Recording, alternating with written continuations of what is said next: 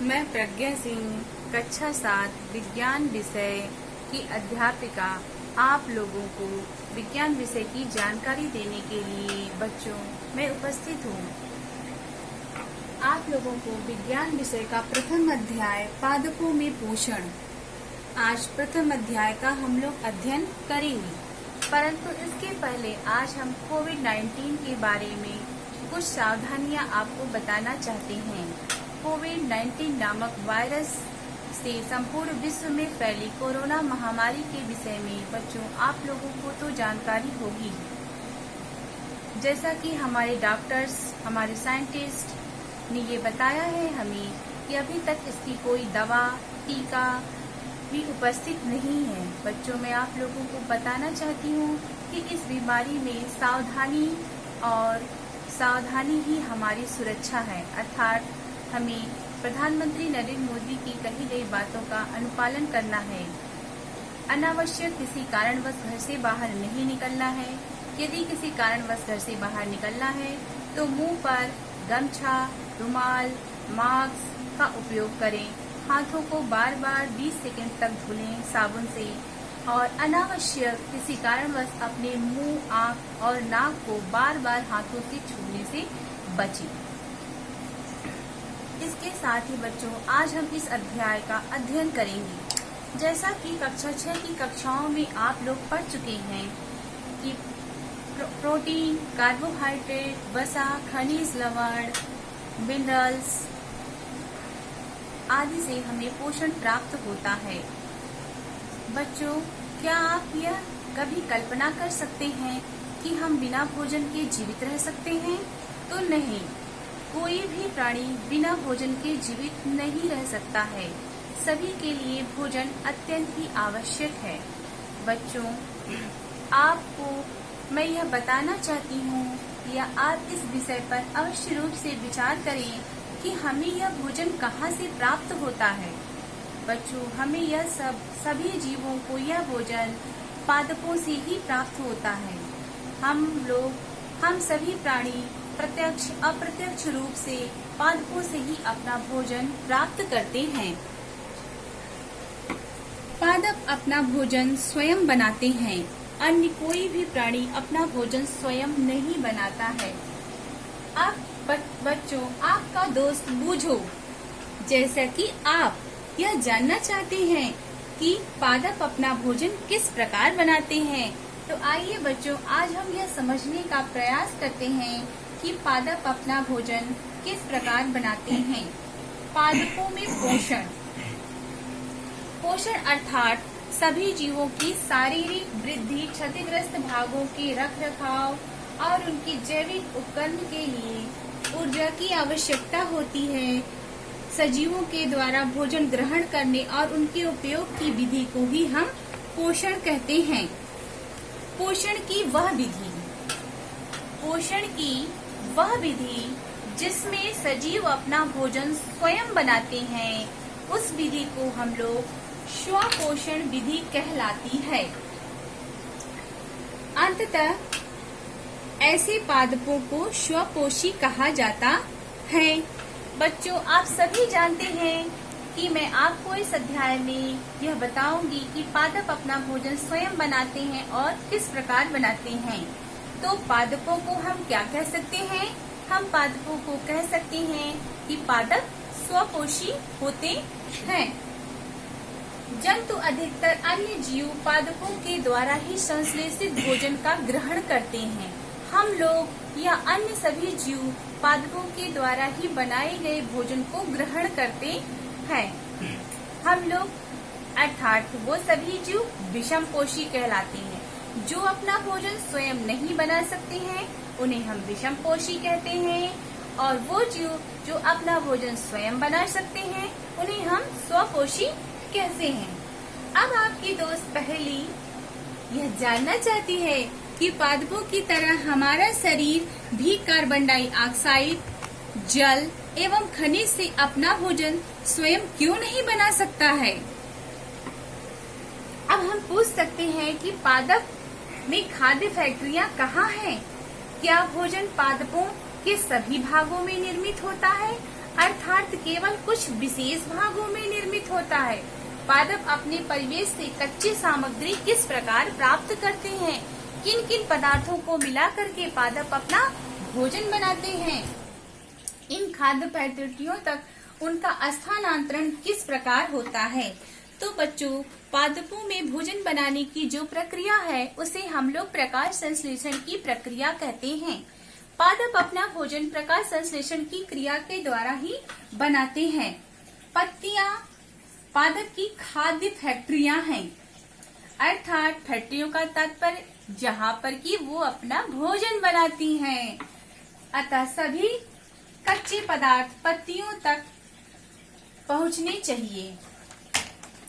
जैसा कि बच्चों हम सभी जानते हैं, हम लोग जब अपने घरों में भोजन बनाते हैं तो हमें दाल बनाने के लिए दाल चाहिए, हल्दी चाहिए, नमक चाहिए और उसको पकाने के लिए ऊर्जा की आवश्यकता होती है। उसी प्रकार हमें मन में यह प्रश्न अवश्य उठ रहा है हमारे मन में कि पत्तियों को उनको अपना कच्चा पदार्थ भोजन बनाने के लिए कहाँ से मिलता है? तो बच्चों, पत्तियों की जड़ों, उन पादपों की जड़ों, उनकी पत्तियों और उनके तनों के माध्यम से कैसे कच्चा भोजन उनकी पत्तियों तक पहुंचता है और उनकी पत्तियों में ऐसा क्या है जो उनके भोजन को पका देती हैं। वो जो जानना चाहता है कि जड़ के द्वारा अवशोषित जल, खनिज पत्तियों तक किस प्रकार से पहुंचते हैं। तने के माध्यम से पत्तियों तक पहुंचाए जाते हैं। पत्तियों की सतह पर उपस्थित सूक्ष्म रंध्रों के द्वारा वायु में उपस्थित कार्बन डाइऑक्साइड के द्वारा प्रवेश करती हैं। पौधों की तनों में बच्चों हमारे घरों में उपयोग होने वाली पाइप की समान पतली पतली नालियां होती हैं और इन्हीं नलियों के माध्यम से जड़ों से खनिज लवण और जल पौधों की पत्तियों तक पहुंचता है। अब बात यह है कि पत्तियों में कैसे भोजन बनता है। तो पत्तियों में उपस्थित क्लोरोफिल और वायु में उपस्थित कार्बन डाइऑक्साइड पौधों का भोजन बनाने में सहायक हैं। बच्चों, अब मैं आपको यह बताना चाहती हूँ कि पौधों में कार्बन डाइऑक्साइड कैसे पहुंचता है और यह कैसे पहुंचता है। देखिए, इस चित्र में आपको दिखाया गया है। पहले मैं आपको पत्तियों के रंध्रों को समझाने से पहले मैं आपको ये सब चित्र को और कोशिकाएं क्या हैं इनको समझाने का प्रयास करती हूँ। जिस प्रकार किसी भी बिल्डिंग या मकान को आप लोग देखती हैं छोटे छोटे ईंटों से बने होते हैं, उसी प्रकार हम मनुष्य या जीवों का भी शरीर छोटे छोटे ईंटों से ही बना होता है और उन ईंटों को हम क्या कहते हैं? कोशिकाएं कहते हैं। इन कोशिकाओं को सूक्ष्मदर्शी नामक यंत्र से देखा जा सकता है। जब आप बड़े होंगे तो आपको सूक्ष्मदर्शी यंत्र से इन कोशिकाओं को देखने का अवसर भी प्राप्त होगा। कुछ जीव मात्र एक कोशिका के बने होते हैं। उदाहरण के तौर पे मैं आपको बताना चाहती हूँ, समुद्री जीव अमीबा एक ऐसा जीव है जो कि एक कोशिका का बना होता है। कोशिका की एक पतली बाह्य संरचना के द्वारा कोशिका क्या है? कोशिका एक झिल्ली, कोशिका की बाह्य संरचना जैसा कि आप इस चित्र में देख सकते हैं बच्चों। कोशिका, ये एक कोशिका है, ये दूसरी कोशिका है और ये तीसरी, ये चौथी, इस प्रकार से ये कोशिकाएं हैं। कोशिका की बाह्य संरचना एक पतली झिल्ली से घिरी होती है जिसे कि हम कोशिका झिल्ली कहते हैं। और कोशिका के बीच में आप देखिए ये काले घेरे के रूप में बना हुआ है, कोशिका के बीच में पाया जाता है, जिन्हें कि हम केंद्रक कहते हैं। अब झिल्ली और केंद्रक के मध्य का जो भाग है वो जेली के समान होता है, जिसे हम कोशिका द्रव्य कहते हैं। इन कोशिकाओं के बीच में जो जगह खाली है इन्हें हम रंध्र कहते हैं। अर्थात पत्तियों के बीच में इन रंध्रों में कार्बन डाइऑक्साइड घुसता इन्हीं रंध्रों के माध्यम से पत्तियों में कार्बन डाइऑक्साइड जाता है। यह रंध्र कोशिकाओं के द्वारा घिरे होते हैं। ऐसे छिद्रों को रंध्र कहते हैं। जल एवं खनिज वाहिकाओं के द्वारा पत्तियों तक पहुंचाए जाते हैं। ये मैं आपको पहले ही बता चुकी हूँ। ये वाहिकाएं नलियों के समान होती हैं। जड़, तना, शाखाओं और पत्तियों तक फैली होती हैं। पोषकों को पत्तियों तक पहुंचाने के लिए वाहिकाएं एक सतत मार्ग बनाती हैं। पादपों के पदार्थों में परिवहन के विषय में आगे आप इसी कक्षा 7 के अध्याय 11 में पढ़ेंगे। पहेली, आपकी दोस्त पहेली यह जानना चाहती है कि पत्तियों में ऐसी क्या विशेषता होती है कि वे खाद्य पदार्थों का संश्लेषण कर सकती हैं, परंतु पादप के दूसरे भाग नहीं। यह प्रश्न आपके भी मन में उठ रहा होगा। पत्तियों में एक हरा वर्णक होता है बच्चों, जिसे कि हम क्लोरोफिल कहते हैं। क्लोरोफिल सूर्य के प्रकाश अर्थात सौर ऊर्जा का संग्रहण करने में पत्तियों की सहायता करता है। इस ऊर्जा के उपयोग जल, कार्बन डाइऑक्साइड से खाद्य संश्लेषण में होता है।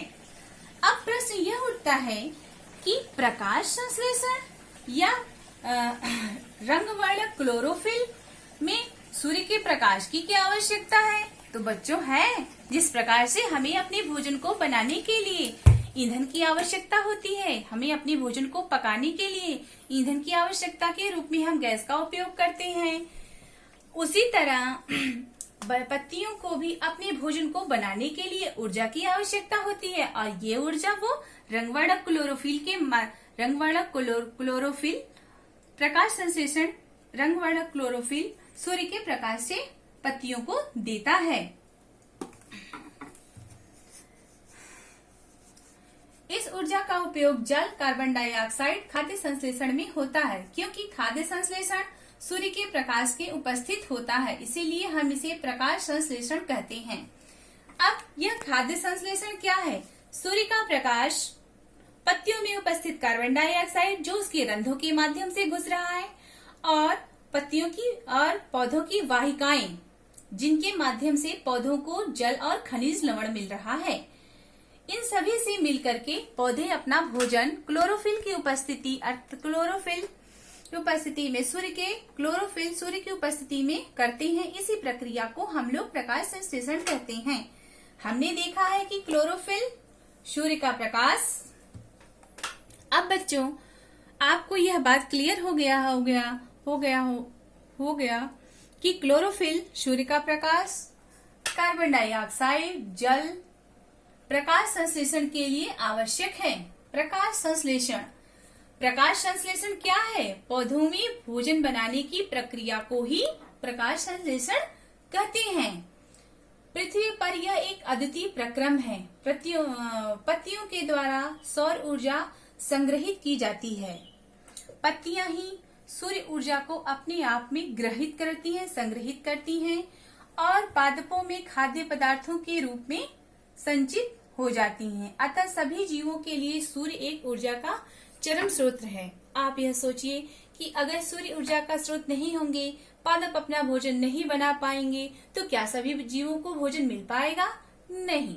इसीलिए हम यह कहते हैं या हम ये समझ चुके हैं कि सौर्य ही हमारी सभी जीवों के लिए सूर्य ऊर्जा का चरम स्रोत है। क्या आप कल्पना कर सकते हैं कि प्रकाश संश्लेषण नहीं होगा तो क्या होगा? प्रकाश संश्लेषण न होने की स्थिति में खाद्य पदार्थ उपलब्ध नहीं होगा। सभी जीवों का अस्तित्व प्रत्यक्ष या परोक्ष रूप से प्रभावित होगा। भोजन पर सभी जीव निर्भर रहते हैं और उनको भोजन नहीं मिल पाएगा। लेकिन बच्चों, मैं आपको एक और बात बताती हूँ। जब पत्तियां अपना भोजन बनाती हैं, तो वह अपने लिए ऊर्जा, स्टार्च अर्थात कार्बोहाइड्रेट अपनी पत्तियों पर संग्रहित करती हैं और साथ ही साथ वो ऑक्सीजन को मुक्त करती हैं। आप लोग तो भली भांति ऑक्सीजन से परिचित होंगे। क्या हम लोग ऑक्सीजन के बिना जीवित रह सकते हैं? तो नहीं। कोई भी जीव या हम लोग ऑक्सीजन के बिना जीवित नहीं रह सकते हैं।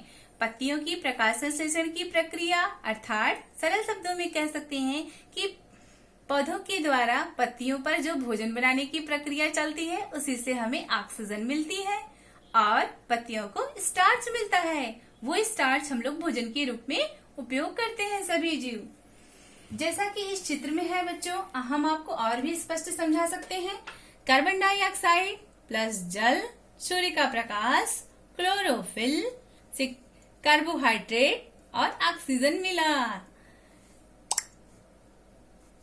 इस प्रक्रम में ऑक्सीजन निर्मुक्त हुई। कार्बोहाइड्रेट अतः पत्तियों के मंड स्टार्च के रूप में संग्रहित हो जाता है। देखिए, यहाँ मैं आप लोगों को इस चित्र के माध्यम से और भी अच्छा समझाती हूँ बच्चों। क्लोरोफिल ये क्या है? पौधों का रंग वर्णक है क्लोरोफिल, जो कि मैंने आपको पहले ही बताया है। क्लोरोफिल के माध्यम से सौर ऊर्जा संग्रहित करती हैं पत्तियां। द्वार कोशिकाओं के माध्यम से ही पत्तियां कार्बन डाइऑक्साइड को अपने आप में ग्रहित कर पाती हैं और ये पत्तियां हैं। क्लोरोफिल युक्त कोशिका दर्शाते हुए पत्ती का काट चित्र है। ये उसके अंदर का चित्र है बेटा। द्वार कोशिकाएं ये देखिए, और रंधी द्वार जो बीच का जगह खाली है उसको रंधी द्वार कहते हैं। पत्तियों में स्टार्च की उपस्थिति प्रकाश संश्लेषण प्रक्रम का संपन्न होना दर्शाता है। पत्तियों में स्टार्च की उपस्थिति ही प्रकाश संश्लेषण के प्रक्रम का संपन्न होना दर्शाता है। स्टार्च एक प्रकार का कार्बोहाइड्रेट है। देखिए बच्चों, ये आप लोगों के लिए और भी अच्छा चित्र है जो आपकी पुस्तक में दिया गया है। सौर ऊर्जा उन्हें सूर्य से मिल रहा है। पत्तियों में क्लोरोफिल उनको प्राप्त हो रहा है। उनकी जड़ों से उन्हें जल और खनिज मिल रहा है और यहाँ पर पत्तियां अपना भोजन बना रही हैं। और भोजन बनाते समय ये देखिए आप लोग ध्यान से, वो लोग कार्बन डाइऑक्साइड को अपने पत्तियों की रंध्रों में ग्रहित कर रही हैं तथा ऑक्सीजन को भोजन बनाने के बाद मुक्त कर रही हैं और स्टार्च को अपनी पत्तियों पर जमा कर रही हैं। बूझो, आपका दोस्त बूझो जो बहुत ही चालाक है, वो पूछना चाहता है कि कुछ पादपों की पत्तियां गहरी लाल, बैगनी, भूरे रंग की होती हैं। ऐसा आप अपने आसपास में देखे होंगे या इन पत्तियों को देखिए तो आप अवश्य आपके मन में यह विचार आएगा कि क्या इन पत्तियों में भी प्रकाश संश्लेषण की प्रक्रिया होती है? तो हाँ बच्चों, इन पत्तियों में भी प्रकाश संश्लेषण की प्रक्रिया होती है। पत्तियों के अतिरिक्त पादपों के दूसरे भागों, उनके हरे तनों, हरी शाखाओं में भी प्रकाश संश्लेषण की प्रक्रिया होती है। मरुस्थली पादपों, यहाँ पर मरुस्थली पादपों अब में वाष्पोत्सर्जन के द्वारा जल क्षय को कम करने के लिए पत्तियां शल्क अथवा सूल रूपी हो जाती हैं। इन पादपों के तने हरे होते हैं जो प्रकाश संश्लेषण का कार्य करते हैं। तो बच्चों, मैं आपको बताना चाहती हूँ, जैसा कि आप लोग जानते होंगे कि मरुस्थलीय क्षेत्रों में जो पादप पाए जाते हैं वह ज्यादातर कटीले होते हैं। आप लोग इसका एक सरल उदाहरण एलोवेरा का ले सकती हैं। एलोवेरा एक ऐसा है जो हमें पौधा है जो हमें आजकल आसानी से देखने को मिल जाता है। यह एक कटीला पौधा है। इसके अंदर आप इसकी पत्तियों के अंदर जब आप देखेंगे तो जेली के समान स्टार्च उपस्थित रहता है। चूंकि राजस्थान या मरुस्थलीय प्रदेशों में मरुस्थलीय प्रदेशों में वाष्पोत्सर्जन, सूर्य की रोशनी ज्यादा होने से पत्तियों में वाष्पोत्सर्जन की प्रक्रिया तेजी से होती है। अर्थात उनका वाष्पोत्सर्जन की प्रक्रिया है सूर्य का प्रकाश पड़ने से पत्तियों का जो वाष्प रहता है, अर्थात पत्तियों की जो नमी रहती है वो सूखने लगती है और इसे ही वाष्पोत्सर्जन कहते हैं। हाँ, तो मरुस्थलीय प्रदेशों की पत्तियां कटीली हो जाती हैं क्योंकि वो अपने इस वाष्पोत्सर्जन की प्रक्रिया को रोकती हैं। इसीलिए मरुस्थलीय प्रदेश के जब चित्र या हम लोग मरुस्थलीय प्रदेश के चित्रों को टीवी, पेपर्स कहीं भी देखते हैं तो वहां पर कटीले वृक्ष दिखाए जाते हैं।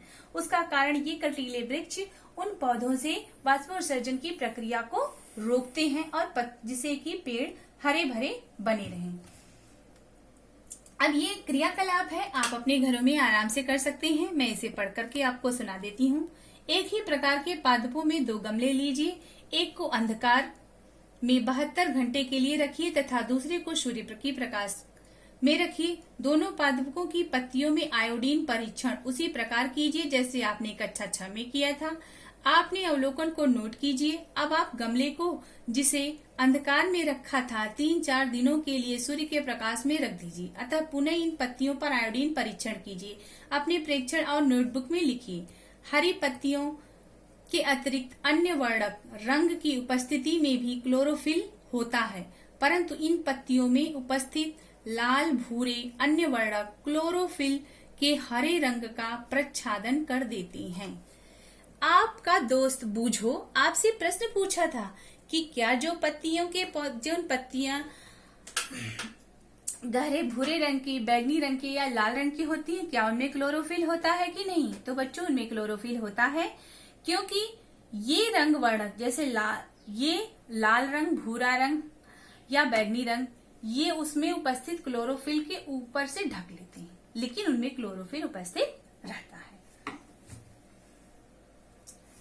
अपनी गीली दीवारों पर आप लोग अपने आसपास के में बारिश के महीनों में अक्सर करके गीली दीवारों पर या तालाबों में, जलाशयों में काई नुमा और कुछ ऐसे हरे हरे पौधे देखे होंगे।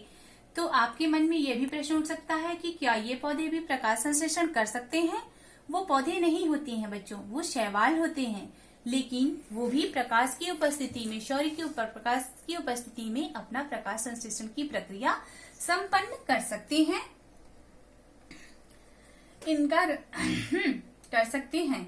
शैवाल भी प्रकाश संश्लेषण की प्रक्रिया द्वारा अपना भोजन स्वयं बनाते हैं।